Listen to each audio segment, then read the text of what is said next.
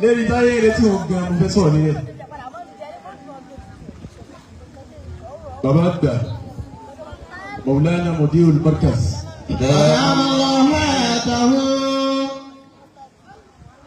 Habibul Malayi. Àti bàbá Maulana Mufty Ilorin. Wọ́n á sì ní náà ní eré tí ó dalé lérí náà. Wọ́n á sí ẹ̀yìn wa pín sọ́nà mẹ́rin.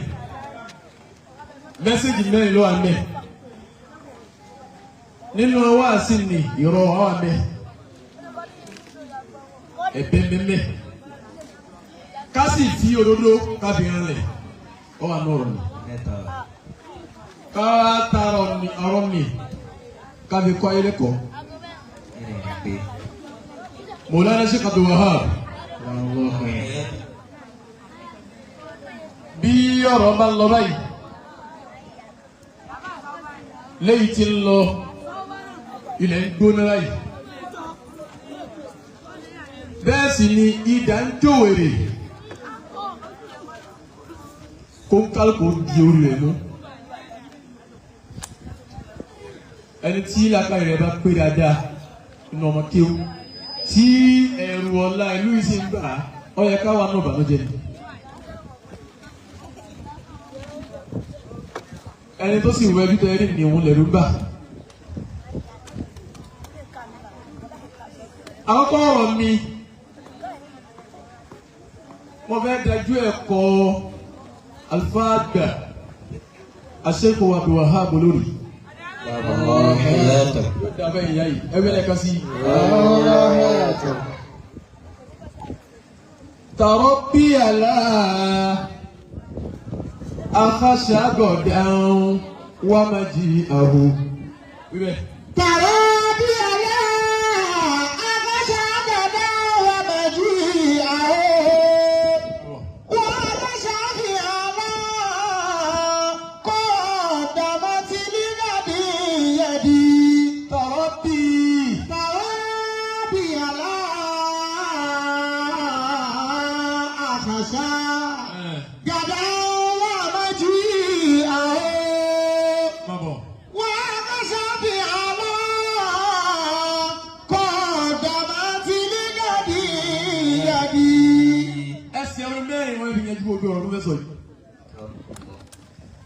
Kọ̀ọ̀kan nínú ẹ̀ ní kókó bẹ̀rẹ̀ bá sinmi ẹnu yẹn kó bẹ́ẹ̀ wọ́n kó bẹ́ẹ̀. Sinmi àwé. Tàràbì àlá àgbàṣàgàdá wà mọ̀jú àwọn. Kókó ń bẹ nínú ọ̀rọ̀ mẹ́rin ẹsẹ̀ mẹ́rin náà ni kọ̀ọ̀kan nínú mẹ́rin wá ní kókó tàràbì yà. Tàràbì àlá àgbàṣàgàdá wà mọ̀jú àwọn. Maulana Sheik Al-Gambari. Ìdámọ́ lọ́wọ́ yàtọ̀. Èmi yẹn bẹ̀rù ọ̀la. Ọ̀rọ̀ tí ń sọ yìí ìrọ̀lẹ́ yìí náà ni ń kọ́. Tàràbí náà lọ́ àkàṣàgàdá wà méjì àwọn. Mo fi ọba tó dá mi ṣẹlẹ̀ yìí. Ẹ̀rù ọ̀la ò bà mí. Èmi ò sì bẹ̀rù kọ́ làwọn ó dé. Wọ́n á bá ṣáàbì àlá.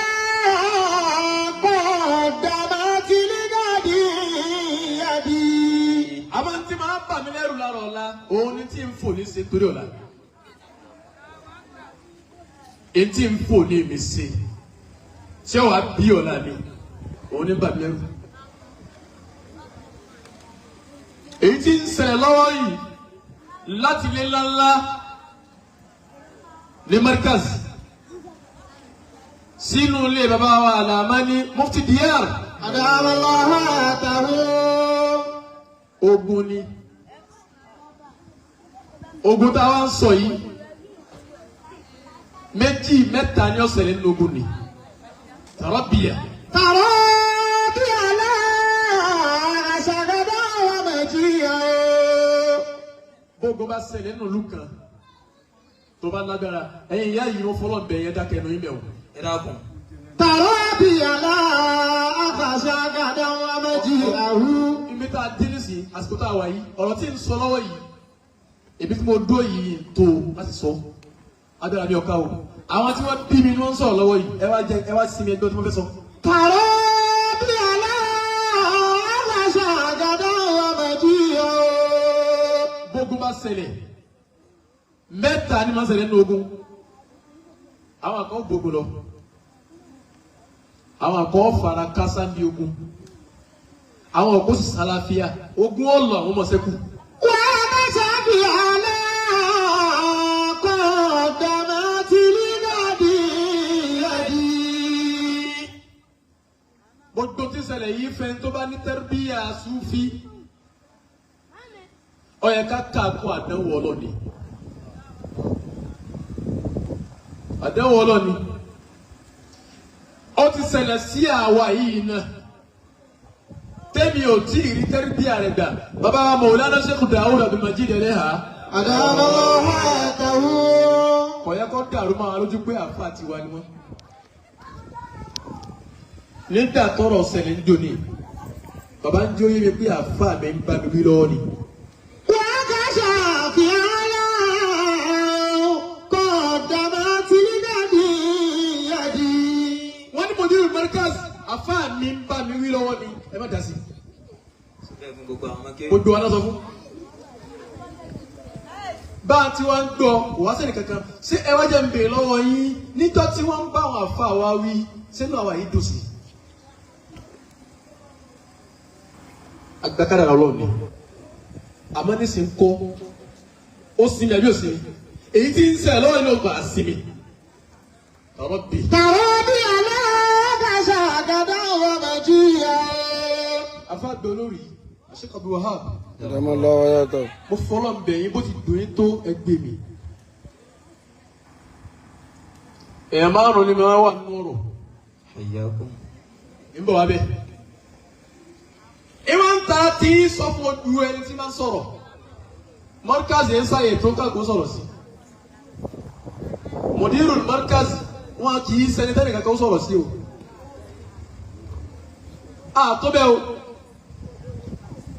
Wàláhì àtọ́bẹ̀ o. Wàláhì àtọ́bẹ̀ o. Bá àti wá tọ́bẹ̀ o náà, ó yẹ ká lẹ́rọ̀ lé wò níbi sọ pé ní ṣàbábà àlá. Àlá yá ṣàbábà lìyá omi ṣúnú fi àlàkùn. Mo gbà àwọn ọ̀dọ́ lásìkò yìí, ẹja sọ́ọ̀sì. Ṣúnú fi àlàkùn. Ìṣẹ́tàǹṣe wàláhì làdí ọ̀dà kásì sùúrù. Ṣúnú fi àlàkùn. Egbò ọkàn ni ó máa jẹ àbábọ̀ ha. Ṣúnú fi àlàkùn. Mà tí wọ́n irú tó ṣẹlẹ̀ yìí ni wọ́n ń pè ní ẹ̀gún. Tí wọ́n ní kéèyàn gbé mi kò ní lọ yóò sì máa dààmú ọkàn. Ṣúnú fi àlàkùn.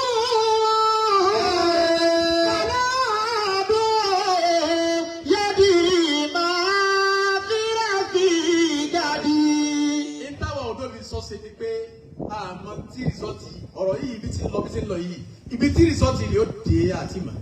Tọ́wọ́ jásí. Farabalẹ̀ wọ́n já sọ̀rọ̀ mi. Hayyakumullah. Èmi tí ń sọ̀rọ̀ lọ́wọ́ èmi náà yìí tó bẹ́ẹ̀ ẹnu tí n fi ń sọ ẹ̀ náà wọn fà wá ni. Fọlá àdùn yagiri máa ń fi ọ̀fìn gàdí. Wàláhì kò sẹ́ni tó máa di ẹ̀ ń jọ̀rọ̀ yìí. Àwa yìí ni wọ́n ń bàjẹ́. Ẹ sọ pé kí lẹ́nu kó fà á tún gba fi dákẹ́. Tẹ́rìbíyà Mọ̀láṣẹ́ Dáúdù ni wọ́n sọ. Èmi ẹgbẹ́ yìí ní ìfàsọ̀rọ̀ wọn. Bàbá kọ́ sẹ́ni péjì wọn. Ipe ọ̀rọ̀ tí ń ṣẹlẹ̀ yìí, ojú ọmọ kéwù kò sí tọ́ka yìí. Wọ́n tún wá sọ, wọ́n tún wá ṣe é ní ṣèṣí. Sẹ́mọ̀ wípé ní kò sí tó bí dáa pé wọ́n níbẹ̀ yẹn bá ti wọ́n kò sí bí nǹkan lè kó ṣẹlẹ̀ tó ó yẹ ká ní control táfi bí ọ̀rọ̀. Fọlá àdùn yẹ́dì máa ń fi gàdí. Ọ̀rọ̀ mi ẹlẹ́ẹ̀kejì òun ni pé ní wàháyú màáyí. Wàháyú màáyí mo fún ti dìyàrí bí láàmìrán. Sùlẹ́ìmánù nájímù. Lóòrò gàyẹ̀rọ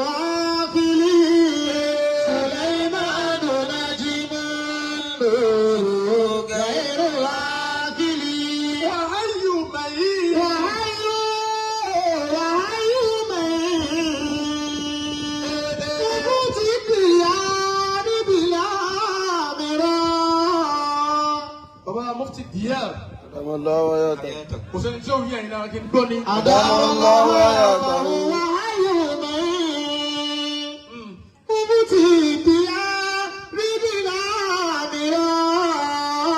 Wallahi lazim. Bọ́lọ̀ ti fẹ́ ṣe wọ́n ló ti ṣe wọ́n. Bó ti fẹ́ ṣe wọ́n ló ti ṣe wọ́n. Ọlọ́run ò sì lè ṣe wọ́n bá mi kó dáa tó wọ́n lè ṣe wọ́n.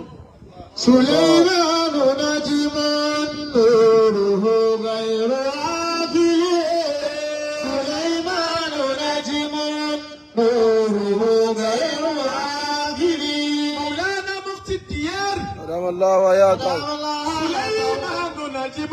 سليمان نجم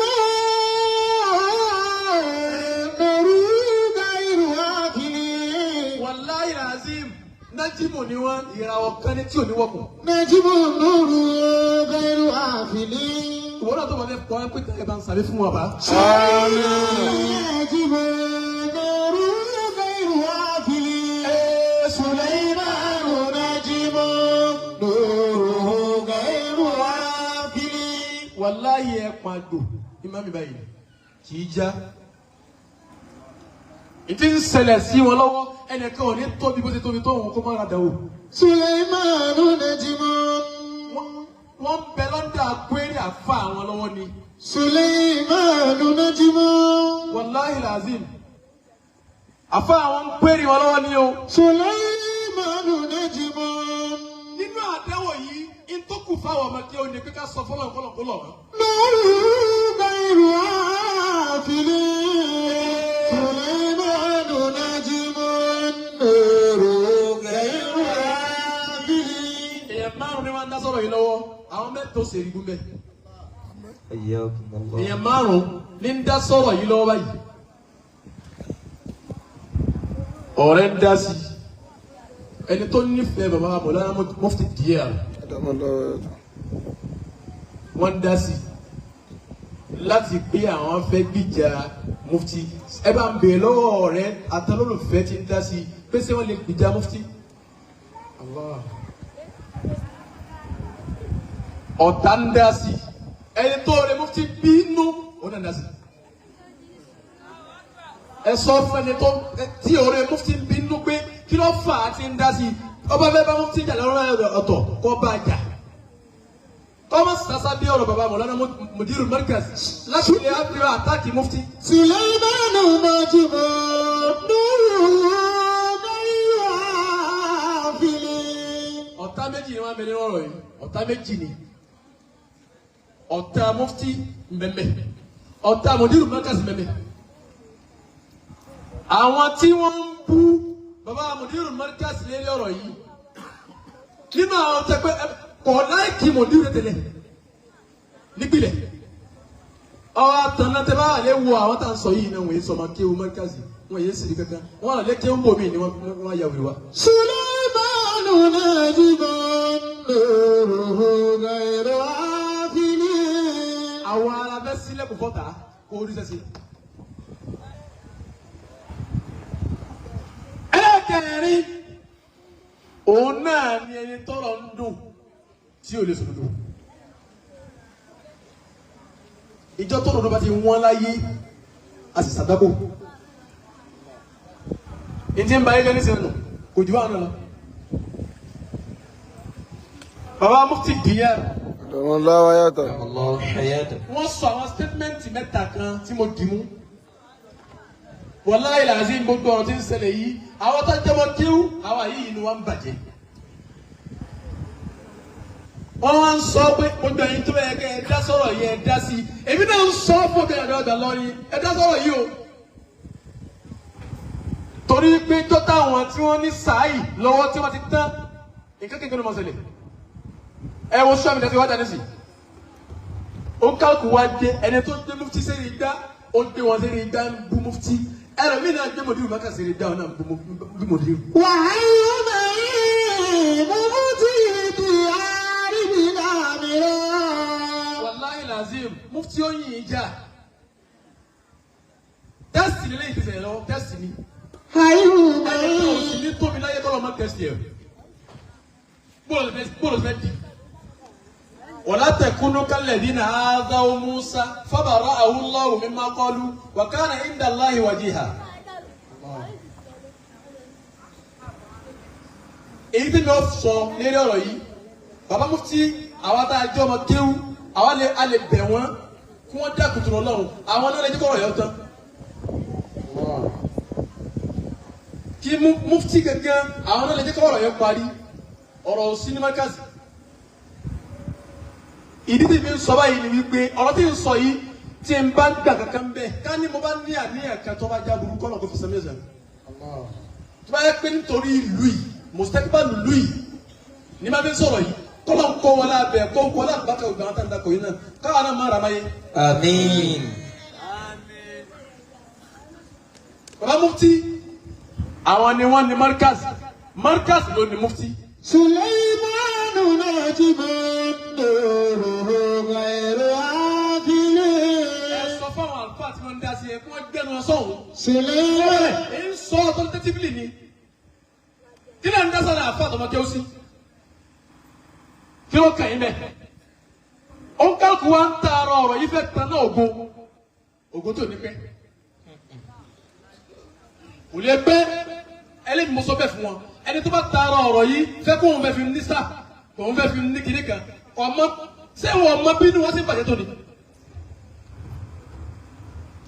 mufti diyaru wo wọn wo kéékùn wò wúwo ẹjẹ ń sọ ẹ ní ẹ lè wò ẹ dálẹ kẹtù sa wọn ti bẹ nínú star sẹtẹrẹ níbo ọtí kí ẹ máa sọdún sí níjọ wọn wọlé níjọ ni wọn relegate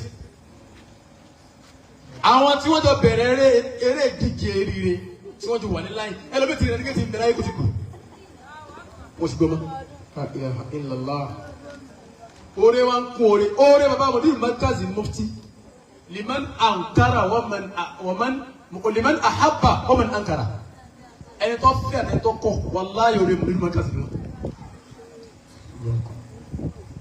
Mudiru Markaz náà sì mọ̀ pé oore àwọn ni mufti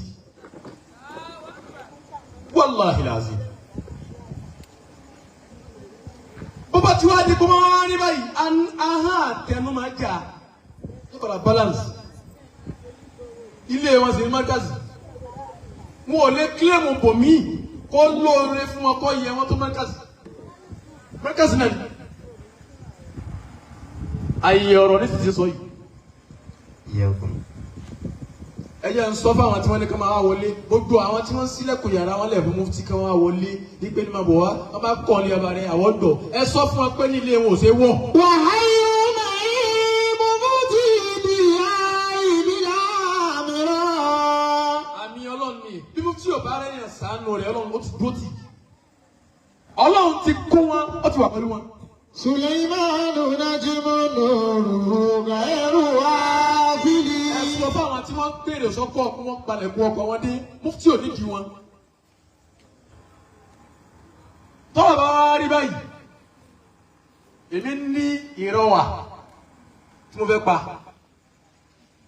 ìrọ̀wà mi ní gbogbo gba adájọ́ máa kéwú ẹ̀dá kọjá ṣe sùúrù ó gba àwọn mòrídìí ẹ̀dá ṣe sùúrù ẹ̀dá kún tàbá ní bí eré ṣe fọyàn tó lè fi sunkún kò lè solve problem tí ń bẹ̀lẹ̀ tàbá ṣe sùúrù ká wá fọ̀rọ̀ wọn sọ́dọ̀ Ọlọ́run pé kọ́lọ̀ bá wa yanjú ẹ̀ àlẹ́ yẹn á máa dákun ni Mọ̀lánà Sheikh Al-Wahhab ẹ dákun torí Ọlọ́run ẹ ṣe sùúrù ẹ dákun mo fi Ọlọ́run bẹ̀ yín mo fi jọ́tọ́ lọ́wọ́ ọba dá yín sọ́dọ̀ ìyá káyìn náà máa fi bẹ̀ yín ẹ ṣe sùúrù. Egbò ọkàn ní fún gbogbo wa yìí tó bá rí bẹ́ẹ̀ èmi ń kọ lẹ́tà sọ́dọ̀ afa wa àgbà Maulana Mudiru Markaz. Allahu akbar. ń sọ fún bàbá wípé àtẹ̀yìntúkà ya fakara Ilorin mudirana. àtẹ̀yìntúkà ya fakara Ilorin mudirana. مربي حبيب الله عفوا كطالبا مربي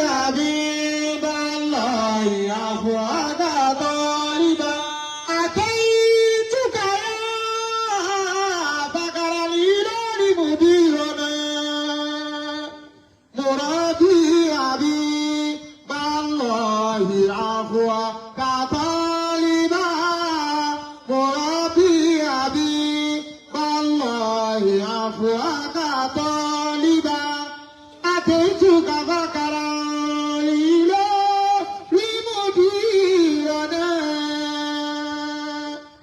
مرادي أبي بالله عفوك طالبا مرادي أبي بالله عفوك طالبا أتيتك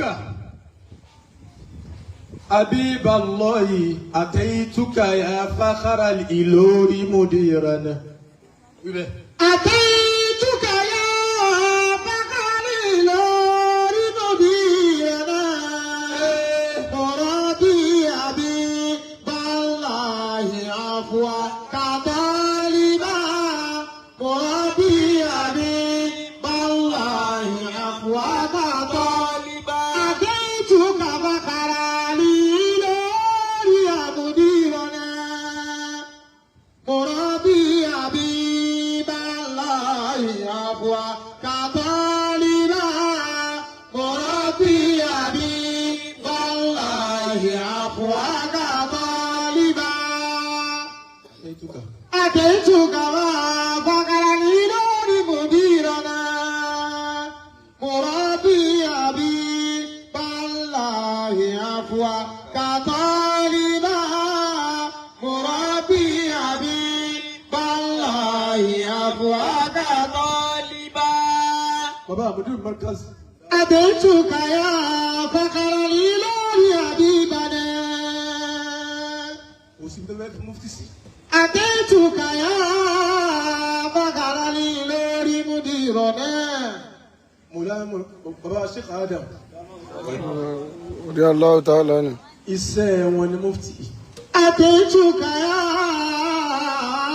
فخر الإلهي مديرنا iṣẹ́ tí baba Sheikh Adam ṣe lára mufti wọn ò parẹ́ wọ́n fi kú láyé Mudiru Markaz ló parí sẹ́yìn. أتيتك يا فخر الإلهي مديرنا ọmọ tí ó pọ̀ níwájú baba Mudiru Markaz. مراد èsì tó dá sí pé ní àwọn ni wọ́n wá jẹ mufti. مرادي حبيب الله أبوك طالبا mufti wá dé mọ̀kọ́mọ tó wá kó mọ̀kọ́mọ fún wọn sí. ọwọ́ ayẹ wọn kọ́dà ẹlòmíì tí òròpé ọyẹ wọn ẹlòmíì fi òròpé wọn fẹ́ẹ́ fi kí lóun tẹ́sítì wọn ni wọ́n wá dé ebò wọn lọ́rùn ọwọ́ á ṣe dé wọn bíbà pé àwọn gan ni wọ́n ń tọ́jú ẹ̀ fún. مرادي حبيب الله أبوك طالبا مرادي حبيب الله أبوك طالبا èmi ń sọ lẹ́nu mo du àwọn ọ̀dọ́ Ìlọrin tá a fẹ́ kí Ìlọrin ó bàjẹ́ lónìí tá a sì fẹ́ kó bàjẹ́ lọ́la èyí ń sọ pé àtẹ́yìntúkà. أتيتك يا فخر الإلهي مديرنا bàbá olórí gbogbo wa Maulana Mudiru Markaz. أتيتك يا فخر الإلهي مديرنا kọ́dà yẹn ń sọ pẹ̀lú kúnlẹ̀kúnlẹ̀. أتيتك يا فخر الإلهي مديرنا مرادي أبي بالله عفوك طالبا مرادي أبي بالله عفوك طالبا ń sọ lẹ́nu mo du àwọn ọ̀dọ́ sọ́dọ̀ bàbá Mudiru Markaz. أدام الله حياته kí ọba dákun torí Ọlọ́run wọ́n ṣàforíjì. kí ọba dákun mo fi bàbá Sheikh Adam bẹ̀ wọ́n. رحمه الله تعالى عنه. odó bá lè kó pọ̀ tó ká dákun torí àná Muhammad. kí ọba gbé odó ọ̀rọ̀ yìí mi. àwọn òkú máa kẹ́lẹ́ rẹ̀ nísìnyí. wọ́n níbi tí ẹni méjì bá ti jà. àwọn kókó tí ó jìyà là ń jìyà lọ́rọ̀ ìlérí yìí. àwa nìyá rẹ̀ ń jẹ nísìnyí. ṣé mufti kọ́ ni àfa àwa ni sáà dìnnà mufti àbá dìnnà ní àfa àwa gbà. أتيتك فخر الإلهي مديرنا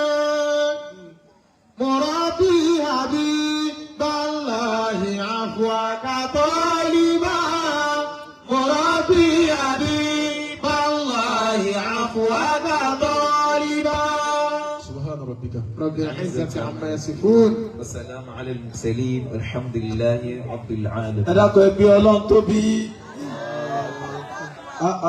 الدكتور